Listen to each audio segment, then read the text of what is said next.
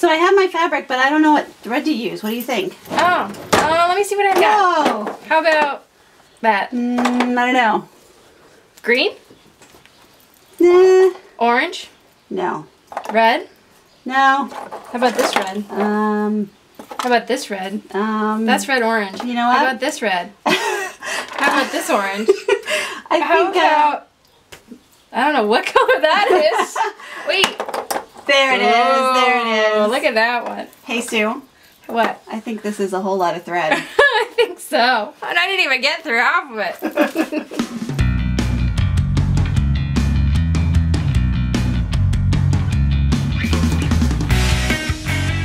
Today on episode 61 of Whole Lotta Craft, we're going to catch up with the ladies who are starting to sew.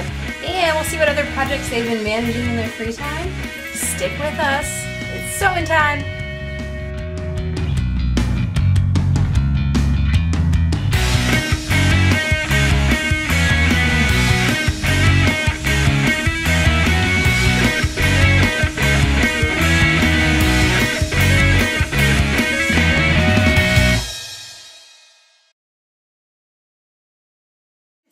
Hi, I'm Sue. I'm Julia. Welcome to a whole lot of craft. Today we're a little giddy. I don't know why, but we are. It must be the tea. No, we've had mint tea with honey, which is going to, I don't know, it's supposed to be soothing, isn't it? Yeah. Well, mint can rev you up. Although it's supposed, yeah, you're right. It is supposed to calm you. Well, they're in trouble then. Well, anyway, here we go. Yes. So we are in the start of our sew along, and we didn't actually talk about official dates last time. So official dates are?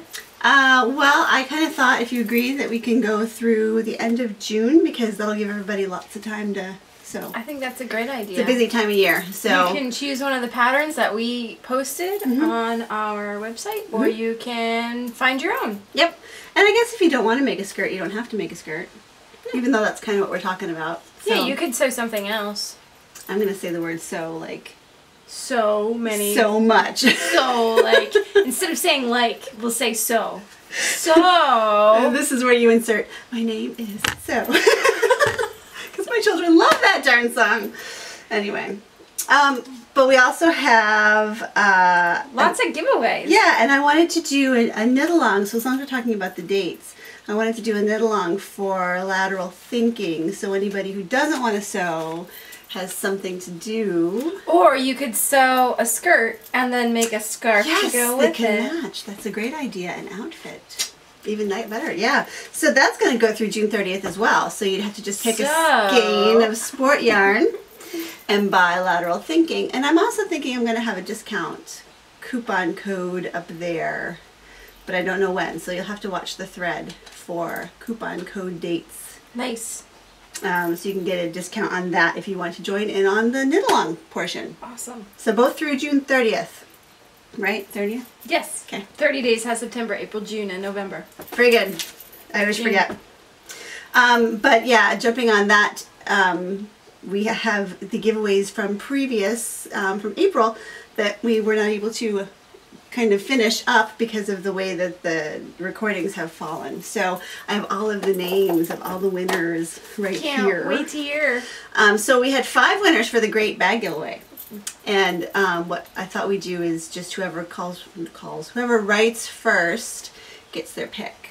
Nice. So if you have one you really want, make sure you jump right on it. But the winners of the bags from Random Number Generator were number 24, and that was Sock Nubbins. And her name is Christy, and she likes drawstring bags and wedge zipper bags. Okay. Number 13, who is Crazy Knitting Fool, and her name is Kristin, and she also likes drawstring bags. Then we had number 15, who is Original Pat B Knitting, and her name is Pat, because she's not Christy or Kristen. And she likes bags with pockets. Number 4 is UC. Whoa, that's a cat. The cat's into something today too. The cat is our cameraman. Yeah. He was gonna autofocus for us there for a minute. Ooh, sorry. Don't get sick from the vibrations. Anyway, UC Socks is our fourth winner, and her name is Mary, and she likes drawstring bags too. Wow, everybody likes drawstrings bags. And the last winner is number 25, and that's Vanessa0912, and her name is Vanessa, and she likes the deep dumpling bag made by Silvershed USA, who is one of the women who donated a bag for us. So those are our 5 winners: 24, 13, 15, 4, and 25. And I feel like I'm playing bingo. Bingo! So you guys send me a message, and I will hook you up with the bag that you'd like. Sounds good. So that's good. And then we have the 2 books that we gave away. The River Gansey book first goes to number 2, and that's LME Call, and her name is Linda. And then our Lopi book goes to number 8, and I can never read this. I think it's Nanita NYC. Sure. I think. Something like that. And her name is Rebecca. So you guys get the books. So write to me and I'll hook you up with Cooperative Press and they will send you a copy. Nice. So yeah. Lots of congratulations. All the Yay! winners. And thanks guys for participating. We really appreciate the comments and the feedback. I did read through the Gansey thread in particular because that's what we were talking about. What's the sweater mean? Remember? And everybody had the same thoughts that we did. Oh, interesting. So, yeah, apparently it's either a very well ingrained rumor about the seamen wearing their specific patterns, or it's really true. So, because that's what everybody seems to think, that it goes with like the seafaring people. I don't know who you would even ask Yeah. to find out the truth of that. I wouldn't either. Maybe Whole Lotta Craft needs to make a field trip to England Oh, that would be fun. and investigate. Oh, that would I be think so we need fun. to do an investigative podcast. Yes. Investigative We'll see if we can fit that in the budget. I know. Who's got the anonymous donation button? Yeah. So have you been working on anything this week at all? This is actually something that I didn't actually cut this, but I'm going to finish it. My neighbor and I were at a festival and I bought this wrap. Okay. And we were like, that's really cool. And so she laid it out and tried to remake it. And so she said, you need to finish this. Yeah. Because she's moving. So I'm getting all of her stuff that's not finished. But anyway, it's, so I have to finish stitching. Her sewing machine was giving her fit. So I have to finish stitching it all the way around. But basically, it's, when it's done, It's hard to see. It's big. it's hard to see because it's big. When it's done, you fold it in half, and it's like you wear like it a blanket, this. kind of. Yeah, it's almost like a blanket, but it Nice. comes like this. But there'll be 2, because these are inside out. Okay. We're gonna flip it around, but see, then you have 2 different colors. Oh, I see. So you'll have the gray on top and the Yeah. blue on the Or- bottom, and- and vice versa. Yeah, and I have to put holes in it for the sleeves to put Okay. you put your arms through, and you wrap it around. I see. But you can wear it. It's reversible too.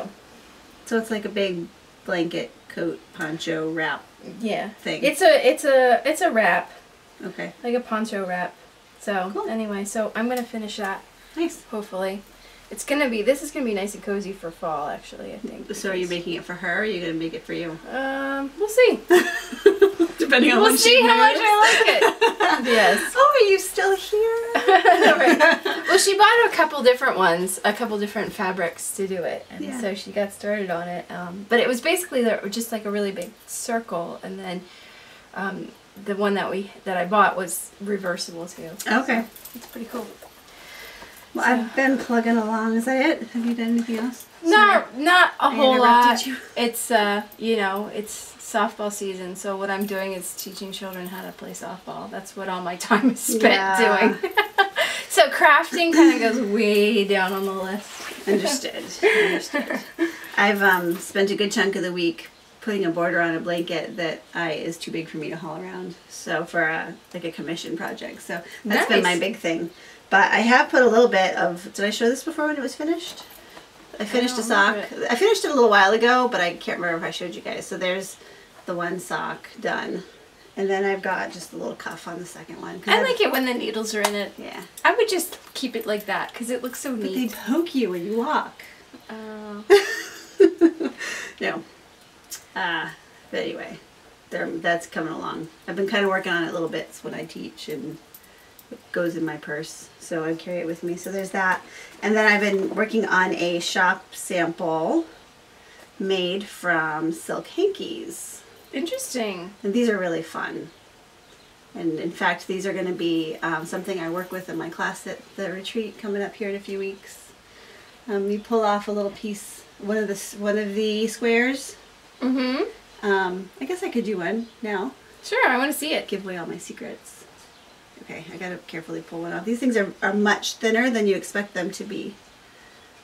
Because I think, if I remember correctly, that this is a cocoon that's been spread out.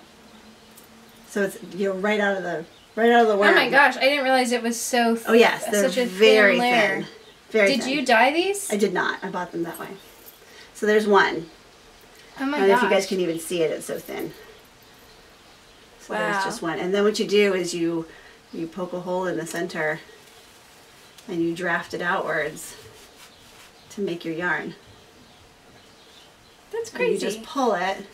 And I love it because it's really strong, like you wouldn't think it would be, but because the staple length is so long, I mean, wow. you can yank on it and it's not going anywhere. So you just have to draft it out to the width of yarn or weight of yarn that you want it to be. How did you learn how to do this? I don't remember. I might have saw it somewhere. Seen it? Done saw? I saw. Done seed it? Anyway, you do that and then you find a place that maybe you went a little too thin at. Like over here it's too thin and you just pull it apart. So now it's a usable strand. That's crazy. So And- you can buy these. Yes, you can. And they're called silk hankies, but They they're are. not actually, you wouldn't actually use this as a hanky, No, right? you wouldn't. Because you would blow your nose and your face would be on the other Well, side. yeah, and you, like it clings to everything. Like right now, I've probably got silk strands all over, but this is what I'm making out of it. There. Wow, that's So, really cool. Yeah, isn't it neat? And it's much softer than you think it might be. Oh, yeah, absolutely. And Silk then is here's a very strand soft. that's, that I'm working on. That's so So- cool. So you're doing this at which retreat? I'm not going to do this one, but I'm going to work with these at the Zombie Apocalypse. It's one of the things that I'm going to be teaching in my class. Nice. That So- sounds like a class well worth taking. Yeah, I would like to think so. It's kind of small at the moment, but once it opens up again to the more than 2 class limit, I'm hoping more people sign up because everybody will get to play with this, and I think that's really fun. Can people still sign up for the Oh, yeah. Zombie Knit Pop? Oh, no, not the actual retreat. Maybe, I'm not sure if you could get a day pass if you're local. You'd have to probably write them directly. It's the Stockinette Zombies podcasters who are putting it on. So if you wanted to go for a day pass, there might be an option, but I'm not sure. I didn't pay attention Right, to that. because you know that you're on. Yeah, because I you're know in. I'm going. But yeah, there's going to be a lot of classes, and that's what I'm doing. Part of what I'm doing. It's really a jewelry for knitters class, and this is we're going to make something out of these. That is so cool. So that's what I've been doing, and this takes a little longer than you think it might because you have to draft it and then you have to knit it, and you have to draft it and knit it. So I maybe do 5 sheets a day. I just get tired after that, and I want to move on to something where it's not quite so Intense. prep heavy, But it's fun and it's different, so I've been enjoying That that. would be an interesting thought about if people knitted like that. Yeah. You have to card the wool and spin it, and then you knit And it. then you knit and then it. you have to card the wool and spin it, and then you knit Well, it. that's probably why people back in the day only had like 2 outfits, because it took you 6 months to make one of them. You'd have to do all the prep and weave Well, the and you really fabric don't and- need more than 2 outfits. Technically, I suppose you don't. One to wash and one to wear, right? Exactly. But we are not in that society anymore. Except the people who are making skirts. I know. Just for fun. And if they don't work. All right, so what are we going to do today? So last time we talked about sewing, We did. and this time we're going to take that one step further and think even more about sewing. In terms of what do you do with the fabric that you have now bought. We picked our pattern, we picked We our did. fabrics, and funnily enough, They're almost the same. we have the same color palette. Yeah. Which is really interesting. And you said you bought yours, what, 2 years 2 years ago. And I just bought this today. That's funny. And I didn't see that before. I actually almost picked one that was just the blue and the mustard? What do you call that? Mustard. But I decided to go for something a little fun and fancy. Yeah, I like that. I bought this. I chose actually a circle skirt pattern. Okay. And I bought, somewhere I have the top to it, the elastic, but I don't know what to do with it. It must have fallen down that pile. But today, I made my pattern today too. Alright. Just playing by the rules. Ta-da! With their circle skirt. This is 1/4 of it. Oh, that's just 1/4. Mm-hmm. Oh, I see. Because then it gathers and it Stand up so people can see how it goes on. I see. Although it almost looks like a half, but it's really just a 1/4. It's just 1/4. Okay. Yeah, because then it'll be really sweaty. Neat. At least if I did my math right. You do have to do math to do this. Okay. As long as you don't get overwhelmed by it, it's fine. You don't think too hard about it and just do exactly what she tells you, it'll work out. Is it the pattern you bought online? No, I actually made this from a piece of paper. No, I know, but did you get the instructions from? The instructions, they're from a website called Made Every Day by Dana. Okay. And actually the pattern is from 2000. The post that she put up was from 2008, which actually is when circle skirts were very popular. Yeah. Because I'm never on trend. I always like everything way after it's gone. Mm-hmm. But I just like the idea of it, and it was simple. It's really just making the circle part and then attaching a big swath of elastic that you keep exposed. I see. Instead of putting a band on it. So that should be pretty easy to sew through the elastic. Yes. Mine, I am opting for the non-pattern version, and I have a couple of skirts that I brought that are the shape that I'd like. This one is just a plain, but it has panels that are sewn together vertically, and then a wide waistband up here because it was a maternity skirt. But I still wear it because I like it. It's comfortable. And I'm not sure if they're actually panels or just decorative. Yeah, I was just thinking of that. I think that actually the fabric, because there's a seam right here at the side, so I think that the fabric itself that someone would buy would look like this. Okay, so it's decorative versus functional panels. Right. So, I mean, they are actually sewn together, but I think the fabric was made that way. Okay. Maybe not. We'll see. And then I brought a second skirt too, which is similar in shape, but does not have the wide waistband. It's a smaller waistband. But they're both, they're swingy, but they're not circle skirts. Mm-hmm. So my curiosity is I'm going to measure both of them and then see, how to average out the difference. I was originally planning on just lying the skirt down onto the fabric and literally tracing around it with the seam allowance until I looked at my fabric and realized it's directional. And it's directional. We did. It's directional the wrong way because I'm looking at it going, wow, I have a whole lot. I mean, look at this. This is all the fabric I have, and it's a lot of fabric because that's doubled. It's still folded in half. And I'm thinking, why the heck did I buy like 3 or 4 yards of fabric to make a skirt? And Sue, because she's brilliant, says, because it's directional. You have to cut it this way. Right. So that's what we were talking about last week. My fabric, you can cut it in any direction. Yeah. And mine, ideally, if I do this correctly, will only have one seam because it's going to be one long piece instead of 2 panels sewn together. So mine you can do in any direction. Where this, and so when you're buying fabric and figuring that out, if you do have something that's directional, it may be 45 inches wide. Right. But if the pattern doesn't go in the same direction as the 45 inches and you have to turn it this way, then you're going to have to do more. Then you have to do them side by side rather than stacked on top of each other. And if you're going to do a circle skirt in one piece, you have to have a wider piece of fabric, right? Yes. You'd have to have a 60-inch versus a 45-inch? No, it depends how long your circle skirt is. I see. So if I did it right, mine's 45-inch. Okay. So we'll see if I did it right. As I said the last time, I was like, wow, I'm making the same skirt that I made before, and I messed it up, and I stopped and never finished it, and never did anything again. So this will be an on-camera experiment. This is like, another investigative reporting. Can they actually finish it? I know. Do they really know what they're doing? When they're done. So when you see us wearing ponchos in the fall. Anyway. Oh, how about that. I happen to have a poncho that matches.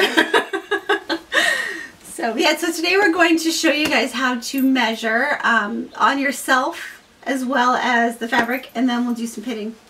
Sounds and good. I think that'll be our DIY for today. Yep. Awesome. So we'll be right back, yes? Yep, stay with us. Okay. So let's talk first about a little bit about measuring. Yes. For the skirt. So to make my pattern you had to measure your waist. Okay. Okay? So basically that's wherever you choose your waist to be. And usually it's the smallest point, which may or may not be the center of your torso, correct? Right. And in my pattern it was like where you wanted the skirt, the waistband to be. Okay. So generally that would be about here. Okay.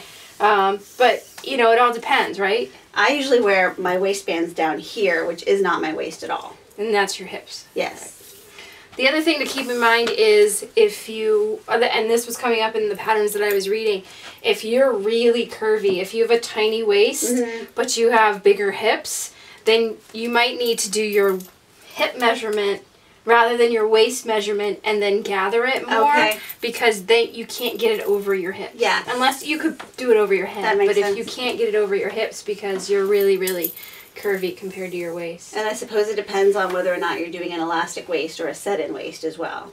Right, exactly. And if you need darts, etc. Right. Because there's a lot of details you could do. Right. So But with the elastic waist for my pattern, they said, you know, you can take, what they were talking about is getting the circumference of the skirt, and that was your waist measurement. Unless you're super curvy, then you do your hip measurement, which is the widest part around here. Would you? So yeah, go ahead and show them on me. Usually like the top of your pockets if you're wearing jeans, right? That's kind of where your hips tend to be. Right. And so you measure that, and you want your tape measure to meet. So some people tend to do a little bit. Right. You want it to meet if you're going to do exact measurements. And this is my actual waist smallest part, but I don't normally wear things this high. Like for knitting, I would measure up here, but for a skirt where you don't want to have it, make sure that you're not, you know, getting the two confused. Right. Okay. So for my skirt, the directions were to measure your waist. For your elastic, you're going to add 1 inch. Okay. For your circumference, you're going to add 2 inches because you're going to gather that, and you need that when the elastic stretches, the fabric stretching with it. So you need that extra fabric. Okay, so cut your skirt waist 2 inches bigger than your waist, and your elastic 1 inch bigger. Yes. Okay.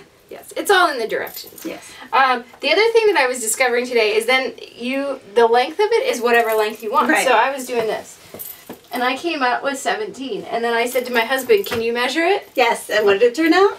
Significantly longer, I assume. That's... I was right above my knee. 21. Yeah, he told me 22. Yeah. But I mean, that's a 3 to 4 inch difference. Right. Or a 4 to 5 inch difference. Now you don't want to forget your hem. Right. You have to add the extra inch on. Right. The hem at the bottom and the top. But yeah, so you do need someone else to measure you, because that didn't work. I thought that if I kept it here and just kept and turned, it would work, but it didn't work. So you need a second person. Yes. I think also to remember, especially if you have more than one seam, make sure that you leave, is it a 3/4 or a 1/2 inch seam allowance? It depends on how you sew. Okay. I tend to have tiny seams. Okay. So a lot of times people say 1 inch for a seam allowance. That's like, pretty big. That's really big. I probably would do a 1/2 inch. So you want an extra 1/2 inch on each side to cover your seam. Otherwise you don't have enough to sew. Right. So all these things to think about when you're cutting. All right, well, let's lay some patterns out and see how that looks. Yes. So for the pattern that I made, I followed the directions on the website, which basically was to take a piece of paper, figure out your circumference of your waist, and you did that by doing a lot of complicated math, which involved pi.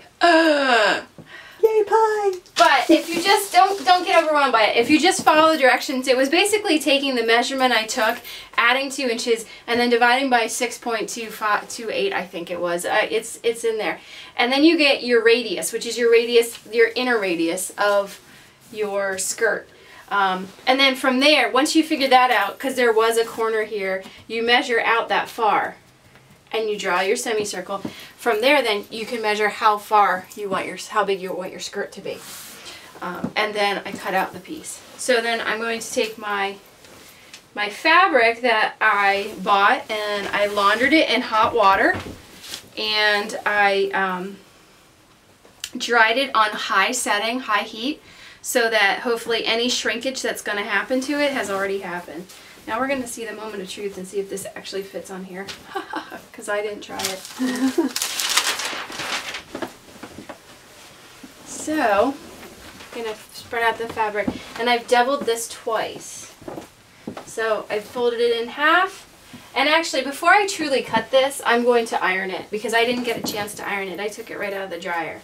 Because you want this as flat as possible. If you don't iron it and you have bubbles right here underneath, it's all wonky. When you go to cut it, it's going to be jagged. But look at that. Actually, I want it to line up on the folds. And then what I'm going to do, just barely fits. It will fit when I iron it and straighten it out. And then, when I pin it, I think my cat stole my pin cushion. You want to make sure you're right on the edge of this fold. And it's up to you how many times you want to pin it. But keeping it nice and flat and making sure you get through all those layers. And again, before you do any of this, it should be perfectly flat. And I'm going to iron these little wrinkles out so that when you do cut it, you can have a nice edge to cut it on. You can also use a rotary cutter. So pin along both edges. Oops, make sure you get all that fabric. And then it'll be all ready. I would put a few more pins along here, and then I can cut this out. So my fabric is much thinner than Sue's, obviously, and I have mine also. It's 4 layers here. There's 2 folded here, and then 2 more below with a fold up here on top. Now, because my pattern runs this way, actually it kind of runs up and down, but in any case, it goes that direction. I'm not going to be able to line my full skirt out. The full thing is just too wide for the fabric. So I'm going to fold my skirt in half. And I would iron the skirt first as well to make sure that there's no wrinkles there. And then I'm going to put the fold of my skirt onto the fold of my fabric and smooth all that out. So what I would do, and this is going to be kind of a test because I'm not completely sure it's going to work, but in theory, I think this is the right way to do it. I would pin this down and then take a erasable pen or marker or something to that effect and add about 1 inch on all the sides and a little bit extra up here because I want a casing for my elastic, so probably 2 inches on top, and use a ruler then and just trace around the outside edge of the skirt. I guess if I wanted to be really haphazard I could just cut it, but that's kind of, you know, depending on how much your fabric costs, you may or may not want to do that. So, but I think this in theory would work because there are 4 layers of fabric on my skirt folded up and there are 4 layers of fabric on my new skirt folded. So that should be the same. And then I would just have to sew seam here to connect everything, the elastic casing and the hem, and it should be done. So that's kind of how we're gonna do it, and hopefully they'll work out. Yes, they'll be fabulous. Theory. Yes. All in theory. Next time we'll be doing some sewing. I did want to mention one that all the holes in my pattern are actually because my cat helped. Oh, nice. He helped the whole thing today. He did. He's really right here with us in this project. But if you're a beginner sewer and all of this that we have done so far, talking about picking fabrics, you know, putting things together, cutting fabric, sewing is really giving you agita for frights. The thing you can do is, this is actually was from Christmas time, is you can buy a skirt like this where all you have to do is do the length and then you sew it. Because why? And right now they have great fabrics at Hobby Lobby that were beautiful. That they have this elastic waistband. You just pull it off the bolt. Yeah. You decide how big your waist is, measure your waist, add that inch, and then you sew it up. And the elastic's pre-attached. yeah, the elastic's already attached. That's nice. It already has this much length. It's already has a hem at the bottom. Hem even. Yeah, it's all Oh my done. gosh. All you have to do is zoop up the back. I'm going to Hobby Lobby. You can also get, they also make stuff with, like you said, smocking at the top, and then the full skirt, so you can make a sundress. And it's really just a matter of figuring out what size you are. And, yeah, I did that for the kids, maybe. Because I would never wear that. It would not work on me. So anyway, so if you're really intimidated by sewing, but you really want to try it, that's a great option. I know that Joann's, they have them too, and they're seasonal fabrics. That'd be fun. They sell that kind of thing. Oh, right. Something I forgot to mention is to be sure that the skirt that you're using to measure your pattern with, if you're doing it like me, is one that fits you well. Like this one is actually, as I was measuring it, is a little bit big on me. So you want to take that into consideration, that the pattern skirt you're using to measure is what you want to fit on your body. That's very important. Otherwise you're going to get something that's just not going to work. So that's it, some basic tips. Yes, and if you're really frightened if you bought some really fabric that you're in love with, the best thing you can do is take your pattern and make it out of either a fabric you don't really like or muslin, right? Make it or something really cheap. tight. Try to use a similar weight fabric, right? Because it can change it a little bit. But you can make a prototype. If you've ever watched Project One Way, they do that all the time. They make patterns out of muslin to see the fit, and then they take those and they often use the muslin as the pattern, and just you can cut it out of that as well. But so combination effort. You have the pattern, the paper pattern, and then the muslin pattern. Right, and put it together. Oh, and there's the kitty.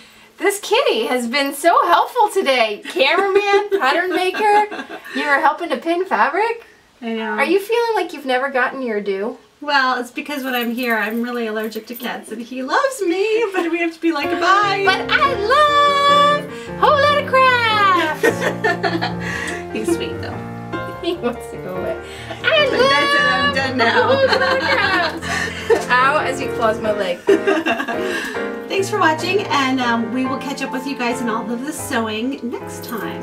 Yes, can't wait to see all the projects that everybody comes up with. I'll put up a thread in the Ravelry group, and you guys can post your pictures or questions, or just chat about what you're doing there, so we can all kind of bounce ideas off each other. Sounds good.